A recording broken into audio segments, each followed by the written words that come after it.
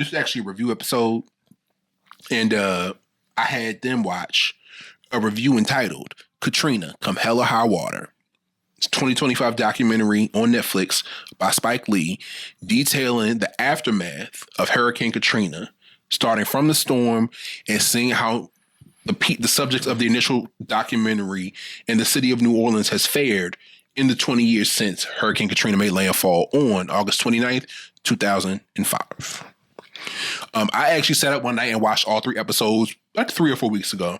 I was a fan of, When the Levees Broke. It's actually one of my favorite documentaries of all time. I think it's definitely in my top 10 list of documentaries. I loved the way Spike Lee shot that documentary. And it was good to see the people that he kept up with, or the people that he profiled in the documentary, like Phyllis Montana LeBlanc, who I follow on TikTok now, and I think the guy's name is Sherman Shakespeare Alexander. Mm-hmm. He interviewed former mayor of New Orleans and head of the NAACP, or NAACP as they prefer to be called now, Mark Morial. I don't think they interviewed Ray Nagin. They interviewed Lieutenant General Russell Honoré, who was the general who came in and helped to restore some order to New Orleans. I fucked with him. He wasn't to be played with. At all. So, yeah, I want to hear what y'all thought of the documentary, Katrina: Come Hell or High Water. I'm going to keep this short and sweet. I'm pissed off. It has been, at the time of the documentary, it was made in 2025. Mm-hmm. So it had been 20 years since the Katrina happened. Mm-hmm.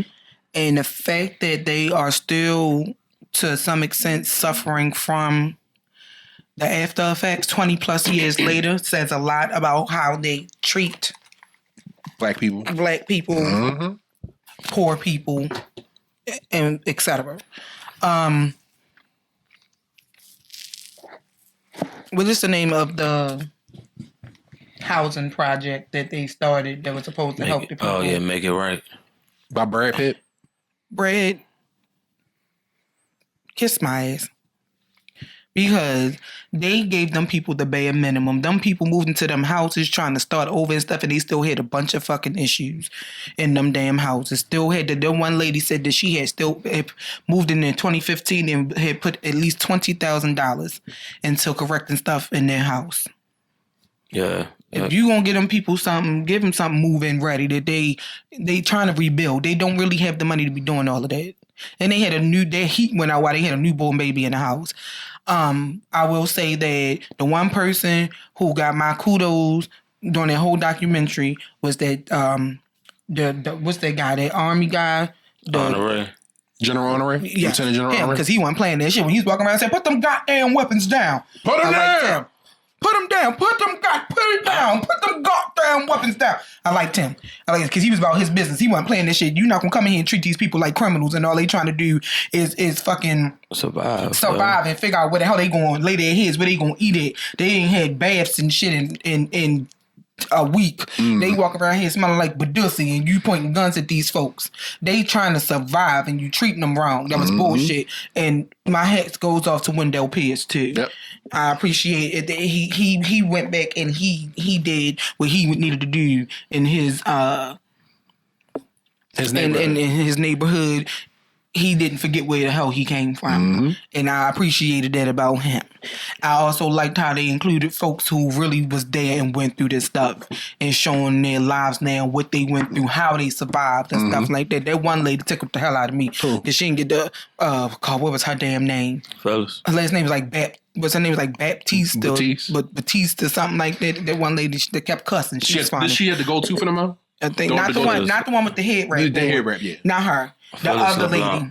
Phyllis Montana LeBlanc didn't have. She ain't gonna go to. She never go to. Oh, it was the lighter skinned lady. Yeah. Her. She took the shit out of me. I liked her.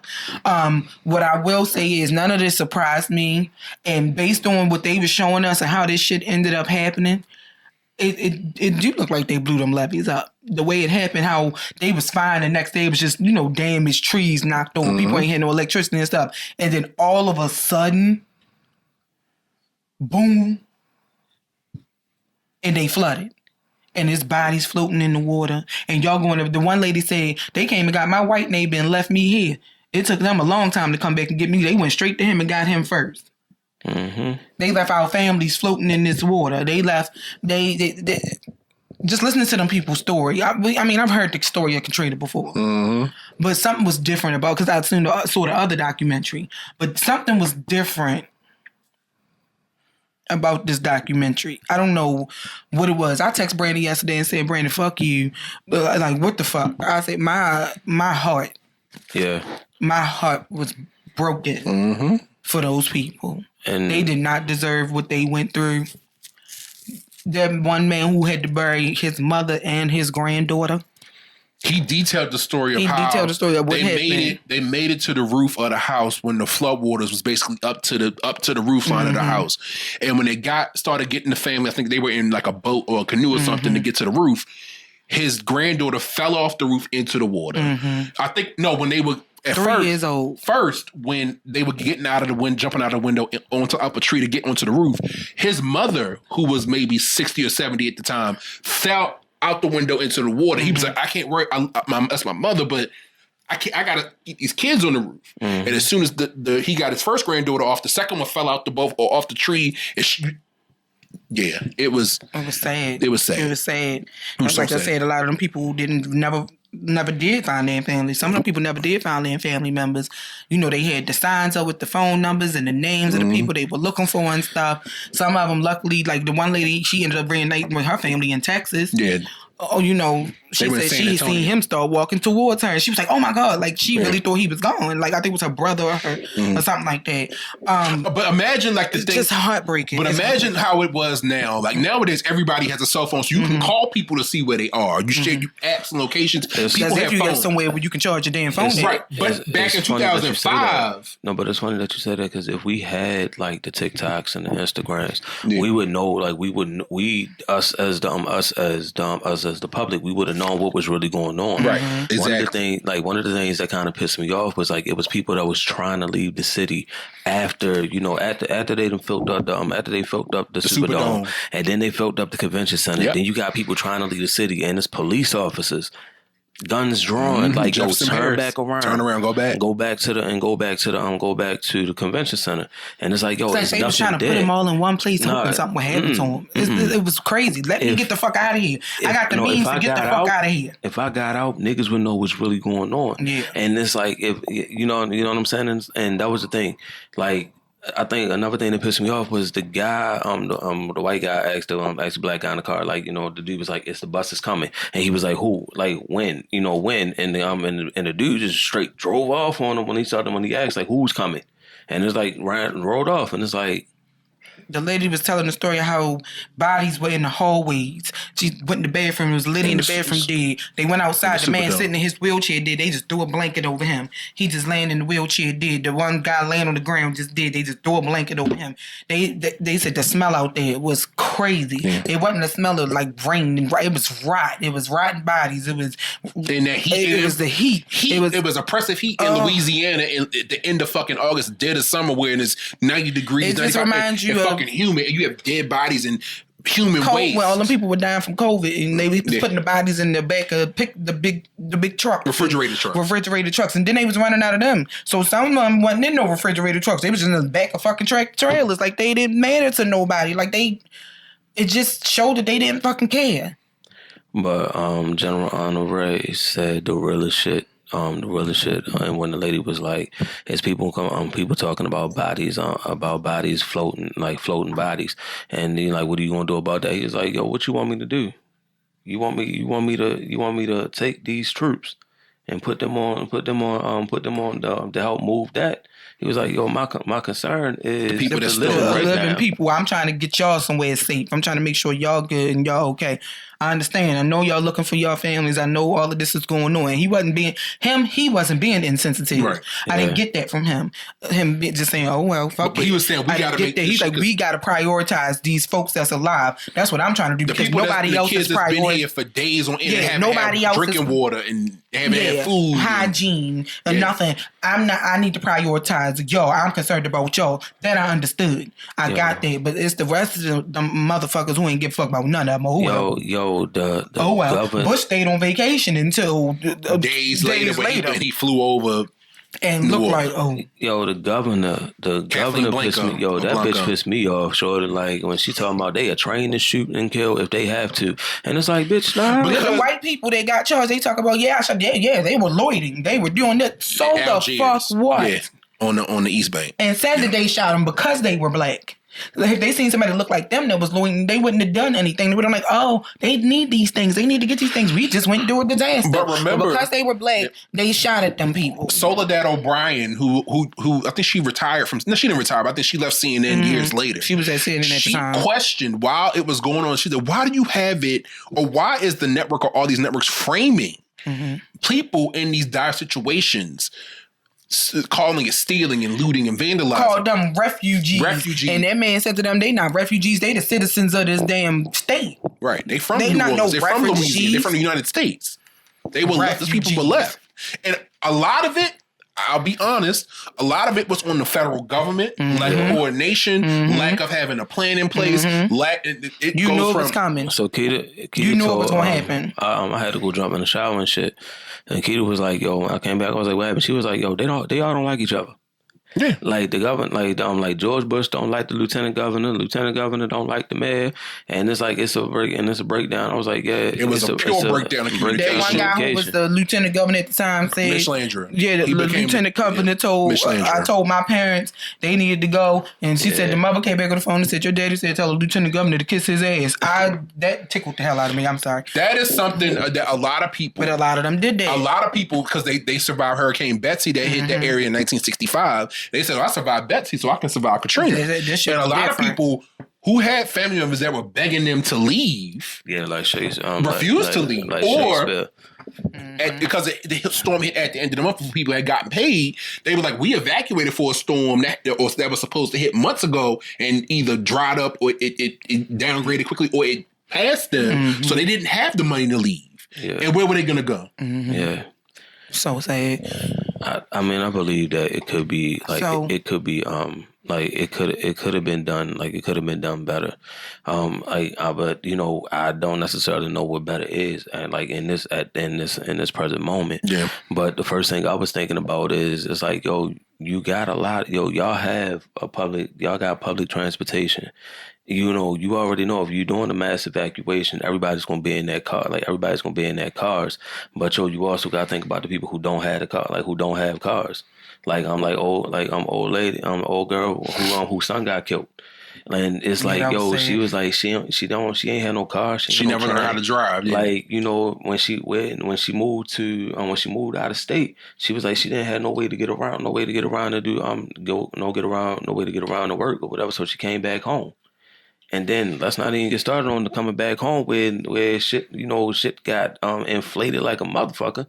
Like she said, she's paying $650, and she came back and they was talking about $1,100, $1,200. Yeah, they took advantage of situations. At the end of the day, I'm getting mad all over again. I also remember the part where they were talking about people who did evacuate, and these people spent hours on the interstate to the point where they would run out of gas, and they would get to a gas station and find out, we don't have gas. They don't have no gas, yeah. And it's like, what are we on? What can you do, especially in those types of situations where you have millions of people fleeing the area because of a coming storm, and everybody's trying to spread out and get away, unless you see the storm coming and leave a week early or leave 5-6 days before the storm hits. That's another thing that pisses me off. You be stuck in traffic 10, 12, 14 hours ago, take a 6-hour drive to Houston or go east to Jacksonville or up to Mobile or Atlanta or something, because that's the thing that pisses me off about people in general, like they were talking about the shit. They was talking about the possibility, and while I understand that we already did this before, so it's like I ain't trying to waste no money doing this again, and shit don't happen. But it's like, it's better to have wasted that money and nothing happened, and you prepared for the situation. Then you knee deep in the shit, and we got what happened, and. It's been constantly on the news, and everybody says it's been on the news. We've been talking about it, but some people were unaware. Some people they weren't watching TV or the news days before the storm. They didn't know what was coming. Yeah, we was living life. Like the guys who were the musicians, we were practicing for a big show that was going to come over Labor Day weekend, because the storm hit Labor Day weekend, and they were like, well, we was practicing. We've been in rehearsals for the past 2 weeks for a performance we doing. So we didn't even know a hurricane was coming until the day before the storm hit. Yeah, I mean, yes, it was just. I mean, it was just crazy. I mean, it's crazy how it was like how the shit happened. We weren't. It's like society wasn't prepared for that aftermath, that level of aftermath. And the old, the mayor at the time, he had a good point. The levee system was built in the early 1900s when they had early 1900s problems. Now, it wasn't that. It was also not built to specifications. Yeah, I reviewed a lot of the footage and stuff. Basically, the reason why the levees failed, and in several areas, the levees weren't built deep enough. Like I think they tested pilings of how deep the levees were supposed to go into the ground. I think to hit bedrock to prevent them from failing. I think per the plans, the levees were supposed to be buried 17 feet underground. They said the levees in some areas were 10, 12 feet. They didn't reach full depth. So those weak areas, especially when you have water is fucking heavy. Yeah, and you have millions of gallons of water pressing against, it's going to give way. Yeah, we was talking, like, I was telling Keita that shit. I was like you can't, water is probably the one thing that you can't like control. At all. Like really control. I mean. Your calendar book the shit, sir. It's either, you know what I'm saying? It's either, damn. Like you said, it's either too heavy, too much, like too a disco heavy, ball. or they glistening. Or damn, Shauna. Crazy shit, bro. It's all the same thing. It's a reminder. But I say, damn, she got like 16 things on her calendar every day. But she booked and busy, bro. Right. It was wild also hearing the stories of the people who survived the storm in their homes and decided to leave because either the neighborhood started flooding, so they got out before the floodwaters came to their doors, and they went to, after the storm passed, they went to the Superdome or to the convention center, and they were stranded there for 3 or 4 days until help came. Yo, that shit pissed me off. Some people, for that nigga to say he ain't, like, he just found out that they was going days without food or water, and it's like, we just found, nigga, like you watching Mike Brown looking at the screen, eyes just fucking eyes blinking, incompetent, like blinking, period, bro. Like, I mean. I know we gave Dr. Fauci hell, yo, but nigga, you was fucked up. 100%. This ain't even your wheelhouse, nigga. Like they said that he was like wrangler. A horse wrangler, like a cattle something in Texas, and George Bush made him FEMA director. And when a fucking federal emergency hit, he was woefully unprepared to deal with something of that magnitude. When you have to coordinate with federal agencies and the governor and fucking lieutenant governor and the mayor of New Orleans, and all these people are coming to you asking for help. Where are the buses? Where's the food? Where's the bottled water that we need to send down? Where's the USS Comfort? And you like, well, shit, I don't know. We can't get there. I don't know what to do. We can't get people in. Send on the way down. He was working from the fucking command center at the state capitol in Baton Rouge. Mm-hmm. That was the thing. And it's like they had the airlift General Honore. I think he was a part of a squadron. I don't think they weren't in Baton Rouge. He was based somewhere else. No. He got airlifted via Apache to Baton Rouge. And he said, no, I don't want to go to fucking Baton Rouge to the command center. I need to be on the ground, boots on the ground, so we can start making shit happen. Yeah. Fuck that desk at the command center. I'm trying to be where the people are. Sorry, I'm spitting. I'm trying to be where the people are. I mean, but that's because, yo, that was a Louisiana nigga, yo. Yeah. Like that's the thing. But that's he said, the thing. Fuck that. I don't want to be in no fucking desk. I need to be outside where the people are so we can start making shit happen. Put them fucking weapons down. Why you got weapons drawn on these people? Put them down. And them soldiers was like, yeah, because he outranked them.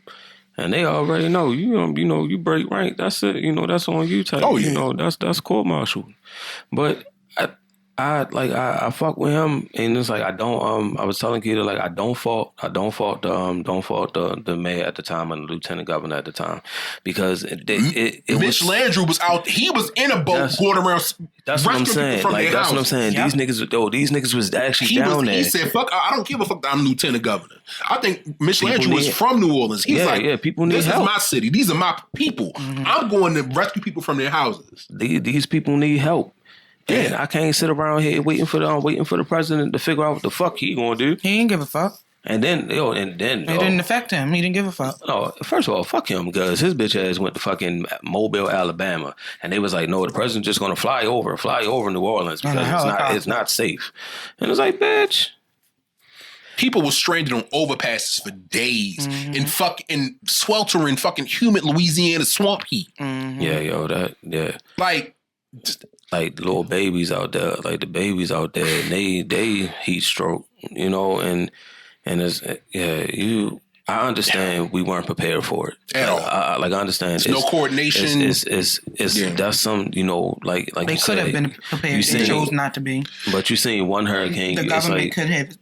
They knew that shit was coming. But even still, remember they said when the executives, or I'm not sure what the term is in Louisiana for the parish people who oversee parishes. Here we have county executives, but the parish mayors or whatever the term is, the executives of these other parishes, they were like, the Governor Blanco said, send your school buses to New Orleans so we can get these people out of there. They sent school buses, but they didn't send drivers. So y'all can take the buses, but who's driving the buses to and from New Orleans, from New Orleans to either the Astrodome in Houston or up to Baton Rouge or to New Orleans, Memphis or over to Atlanta? Who's driving? That shit crazy, y'all. That shit fucking crazy. It pissed me off, and then it's like I appreciate Spike for bringing that shit to light. You know what I mean? 100%. Bringing that shit to light, and because if we needed, niggas needed TikTok and shit like that. Because you remember with the whole shit of overseas, they was trying to ban TikTok, so we can't see what's going on. People ground level telling what's really going on, and it's like that was a disadvantage. Like you said, hindsight 2020. Yeah, that was a disadvantage that back then 2005 we was at a disadvantage. We didn't have social media, but if that shit was happening, people wouldn't have phones because all the phones would have been dead by now. If they was down there for 3-4 days with no water, no heat, no power, there would have been no way for them to charge phones or telecommunications devices to call people. But to be able to have that first person perspective, to see somebody, we've been on the I-10 overpass right off of Claiborne for the past 3 days. We ain't got no water. We ain't got no food. We struggling, man. Where the buses at? Where the help at? Send somebody. Yep. A video like that would have had millions and millions of views. It'll raise awareness. Yeah. Raise awareness and promote help. I always say, and this isn't to take away from New Orleans. New Orleans is one of my favorite cities. I've been to New Orleans several times. Whenever I go to New Orleans, I feel like it feels like home. It's like love the people of the culture. We are blessed to live in the area we live in, that we don't have these major natural disasters that can come through, like a earthquake, hurricanes, tornadoes, and all the shit that, I could not imagine having to flee my house because of a storm coming, just for that a chance for when I come back a week later, my house could be down the street and at the school down the street. Yeah. And on the football field. Yeah. Flipped upside down. Yo, the cleanup was crazy. Yo. And they were even to this day. There are people I follow from New Orleans that talk about when they went back the first time after Katrina. They talk about 3, 4, 5 months later, the smell. They talk about they remember the smell of the air because there was so much death and mold and mildew from just like dead trees and dead bodies that were floating, and they started to basically rot and decay. And these people are buried in mud and houses. It just smelled like death. Yeah, I couldn't imagine smelling that. Couldn't imagine even being part of that shit, being there, just being in that. I mean, just being in those places. I mean, even when we was kids and we used to have the tornado warnings. Yo, son, I'd be in the bathroom praying my ass off, please don't let no tornado hit. Please don't let no tornado hit us, and and then it's it's a weird thing. One of the things I took away from it is teaching, go learn how to swim. Y'all need to learn how to swim. Teach the kids how to swim, because that is a life skill that 100%. that you do not know that you need 100%. until you need that shit. That shit, when I was teaching swimming, I was passionate as fuck about that shit, especially, when I was in Georgia. And floods, down there, depending on where you at, the floods be crazy.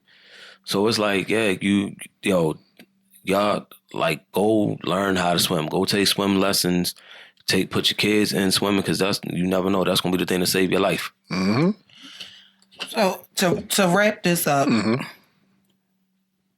the people of New Orleans, specifically the people that were in the lower Ninth Ward, that were in the projects, that were in what was considered the poor areas, that were in the black areas, they were done wrong. Mm-hmm. They were done wrong.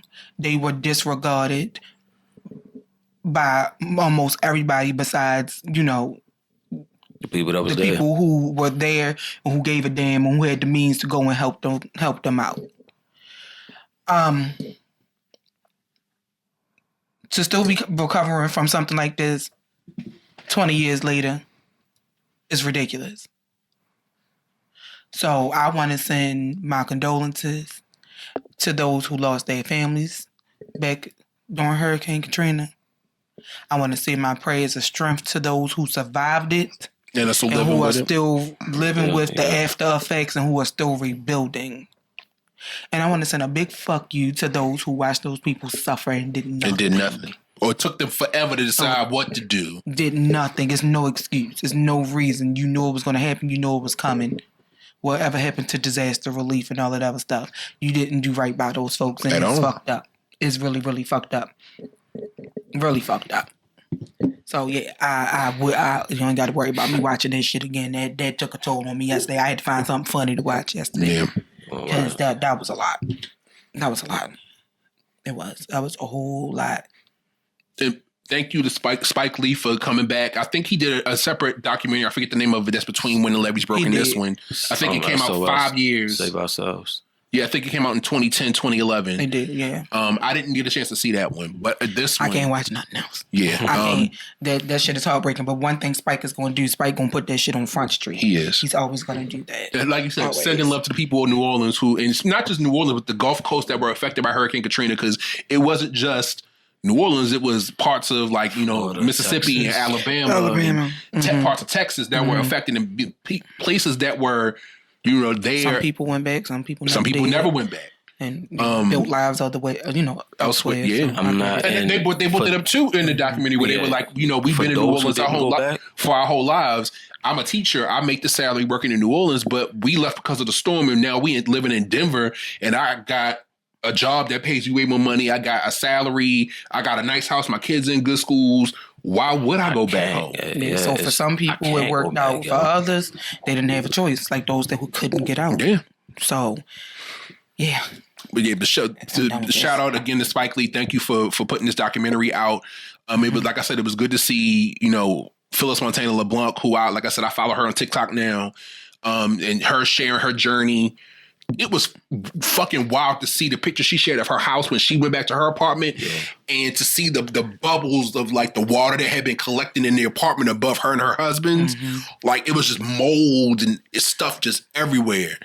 Shelton Shakespeare, I think his name is Alexander, who ended up moving to Houston with his son, and it was good to see them too. And Wendell Pierce, and hearing about how I remember from the original documentary, he talked about how his parents had bought their home in that, I think it was Pontchartrain Park in New Orleans, and his father was like, well, what you mean the homeowner's insurance ain't gonna cover this? I've been paying these people for 50 years. What you mean they're not covering it? Most of them don't have flood insurance. And they went through, and Wendell Pierce assembled a team of people to go in and actually rebuild those homes, because there was all black homeowners in that neighborhood. Yeah.